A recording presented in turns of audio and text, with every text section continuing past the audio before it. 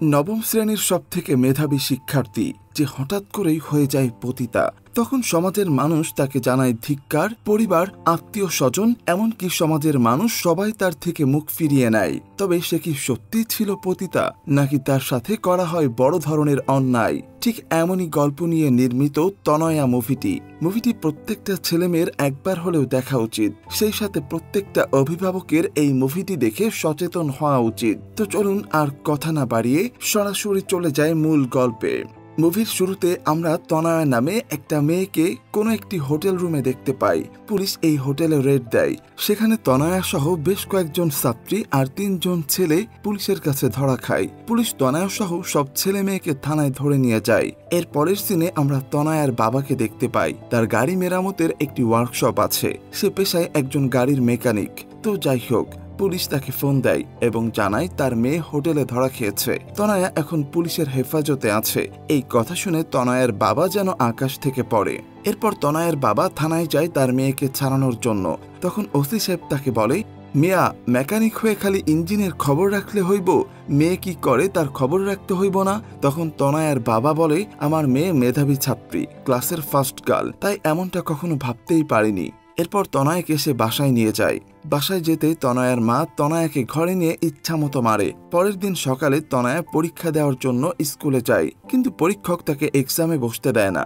সে তাকে বের করে দেয়, বলে প্রিন্সিপাল স্যার অভিভাবক সহ তোমাকে দেখা করতে বলেছে, আগে গিয়ে দেখা করো। তনয়া ছিল নবম শ্রেণীর স্টুডেন্ট। এরপর তনয়া প্রিন্সিপালের সাথে দেখা করতে যায় এবং সেখানে যাওয়ার পর আমরা জানতে পারি তাদের 3 জনকে টিসি দেওয়ার সিদ্ধান্ত নিয়েছে।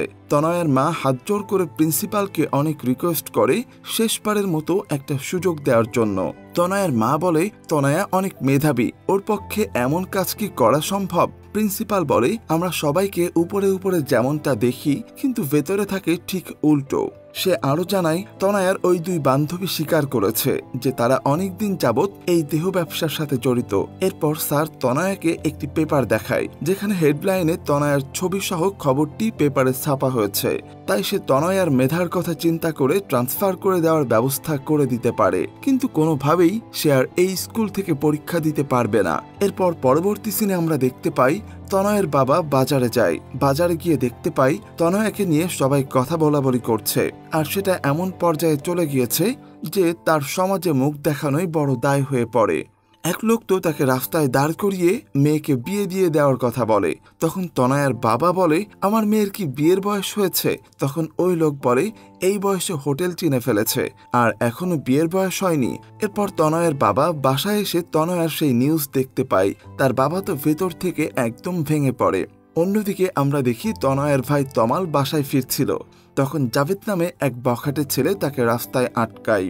জাভেদ তনয়াকে একবার প্রপোজ করেছিল, কিন্তু সে না করে দেয়। তখন জাভেদ তনয়ার ভাইকে বলে, তোর বোনের তো একজনকে হইব না, তাই না? তাই আমারে না করছিল। এই কথা শুনে তমাল জাভেদের মুখে থুথু দেয়। জাভেদ রেগে গিয়ে তমালকে প্রচন্ড মারে। এরপর তমাল বাসায় ফিরে আসে। তমাল বাসায় আসলে তার মা তাকে জিজ্ঞেস করে, কিরে, গালে রক্তের দাগ কেন? তখন তমাল সব দোষ তনয়াকে দিতে থাকে। সে বলে, আজ তোর জন্য আমাদের এই অবস্থা, তুই মরিস না কেন? এমনটা বলার কারণে তার মা তাকে একটি চড় দেয়। এর পরের সিনে আমরা দেখি তনয়ার বাবা রাতে খেতে বসে বলছে বাড়িওয়ালা বাসা ছেড়ে দিতে বলেছে, অথচ তারা প্রায় 10 বছর যাবৎ এই বাসায় থাকছে। বাড়িওয়ালা তাদের জানিয়েছে কোনো কলঙ্কিত ফ্যামিলিকে তারা এই বাসায় থাকতে দেবে না। একবার চিন্তা করে দেখুন তাদের অবস্থাটা কোথায় গিয়ে দাঁড়িয়েছে। সমাজের প্রতিটা মানুষ তাদের জীবনটাকে অতিষ্ঠ করে তুলেছে। তাই সমাজের এই কথা থেকে বাঁচতে তারা মানিকগঞ্জ থেকে সাভারে চলে আসে এবং তনয়াকে তার মামার বাড়ি পাঠিয়ে দেয়। তনয়ার এসএসসি পরীক্ষার রেজিস্ট্রেশন সেখানেই করা হয়। এরপর প্রায় 1 বছর কেটে যায়। সেদিন থেকে তনয়ার এসএসসি পরীক্ষা শুরু। তনয়া তার বাসায় কল দেয় দোয়া চাওয়ার জন্য, আর তার মাকে বলে এবার ঈদে যেন তাকে সুন্দর একটি জামা কিনে দেয়। তখন তার বাবা পাশ থেকে বলে, জীবন সুন্দর না থাকলে সুন্দর জামা দিয়ে কি হবে? তনয়া এই কথাটাই খুবই কষ্ট পায়। এরপর সে তার বাবার সাথে কথা বলতে চায়, কিন্তু তার বাবা তার সাথে কথা না বলে ওয়াশরুমে চলে যায়। তনয়া হোটেলে ধরা খাওয়ার পর থেকে তার বাবা তার সাথে কখনো কথা বলেনি। তার বাবা আসলে উপর উপর যতই তার প্রতি ঘৃণা দেখাক, কিন্তু ভেতরে ভেতরে ঠিকই তনয়াকে খুবই ভালোবাসত। আর তার একটি বড় প্রমাণ হলো তনয়ার বাবা প্রতি পরীক্ষা শেষে কেন্দ্রের বাহিরে দাঁড়িয়ে অন্যান্য শিক্ষার্থীদের পরীক্ষার খবর জানত। তনয়া এসএসসিতে অনেক ভালো রেজাল্ট করে। তনয়ার মা তনয়াকে বাসায় ফিরিয়ে আনতে চায়, কিন্তু তখন তার বাবা সোজা না করে দেয় এবং সে বলে ও গ্রামেই পড়াশোনা করুক। ঠিক তখনই তনয়া তার মাকে ফোন করে জানায় তার নানি স্ট্রোক করে মারা গিয়েছে। তাই তারা বাধ্য হয়ে তনয়াকে সাভারে তাদের বাসায় নিয়ে আসে। এরপর প্রায় 1 সপ্তাহ কেটে যায়। তনয়ার বাবা ঘটকের মাধ্যমে তনয়ার জন্য একটি বিয়ের প্রস্তাব পায়। ছেলে সৌদি থাকে। তখন তনয়ার বাবা তার মাকে বলে সবকিছু ঠিক থাকলে আগামী শুক্রবার ফোনে বিয়ে হবে। এরপর তনয়ার মা তনয়াকে বিয়ের ব্যাপারটা খুলে বলে। তনয়া এখন বিয়ে করতে চায় না, সে আরো পড়াশোনা করতে চায়। কাঁদে আর বলে আমি কেন নিজের ইচ্ছাতেই কিছু করতে পারবো না। তখন তার মা বলে ওই হোটেলে তো তোর নিজের ইচ্ছাতেই গিয়েছিলি, তাই না? ঠিক এই কথা শুনে তখন তনয়ার মনে ব্যাপক আঘাত লাগে। সে নিজেকে আটকাতে পারে না। সে বলে তুমিও আর সবার মতোই সবার কথা বিশ্বাস করেছ? একটাবার মেডিকেল টেস্ট করলে তো বুঝতে পারতে আমি ভার্জিন আছি নাকি নাই। একটাবার এটা জিজ্ঞেস করো নাই আমি বেঁচে আছি নাকি মরে গেছি, আমাকে কেউ রেপ করেছে কিনা, শুধু দেখেছ মানুষ কি বলছে। এই কথা শোনার পর তনয়ের বাবা মার চোখ খোলে। তারা বলে আসলেই তো, এইভাবে তো কখনোই ভাবি নাই। তারা মনে মনে নিজেদেরকে দোষী ভাবে। এরপর আমরা ফ্ল্যাশব্যাকের সিন দেখতে পাই। যেদিন হোটেলে রেড হয়েছিল সেদিনকার কয়েক ঘন্টার আগের সিন দেখতে পাই। তনয়া পরীক্ষা শেষে তার নাম্বার যোগ করছিল।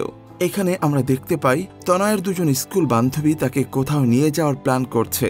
আসলে তনয়ার ওই 2 বান্ধবীর 2জন বয়ফ্রেন্ড ছিল। তাদের বয়ফ্রেন্ডের একজন বন্ধু ছিল যার নাম আবির। তারা তার সাথে তনয়ার মিট করানোর অনেক চেষ্টা করে, কিন্তু তনয়া প্রতিবারই সোজা না করে দিত।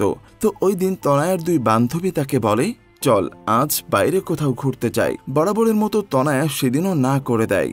তখন ওই 2 বান্ধবী বলে আচ্ছা ঠিক আছে, চল অন্তত ফুচকা তো খেতে পারিস, তাই না? তারা ফুচকা খেতে গেলে আমরা দেখতে পাই আবির নামে সেই ছেলেটা ফুচকার দোকানে আগে থেকেই দাঁড়িয়েছিল। তার ওই 2 স্কুল বান্ধবী জানতো যে আবির আগে থেকেই এখানে আছে। তারা ইচ্ছা করে তনয়াকে এখানে এনেছে। আবির আসলে আগে থেকেই ফুচকাওয়ালার সাথে প্ল্যান করে রেখেছিল। তনয়ার ফুচকায় অজ্ঞান করার ঔষধ মেশানো ছিল। তনয়া ফুচকা খেতে খেতে অজ্ঞান হয়ে যায়। এরপর যা হয় তা তো ভিডিওর শুরুতে দেখেছেন। কিন্তু কিছু হওয়ার আগেই পুলিশ হোটেলে রেড দেয়।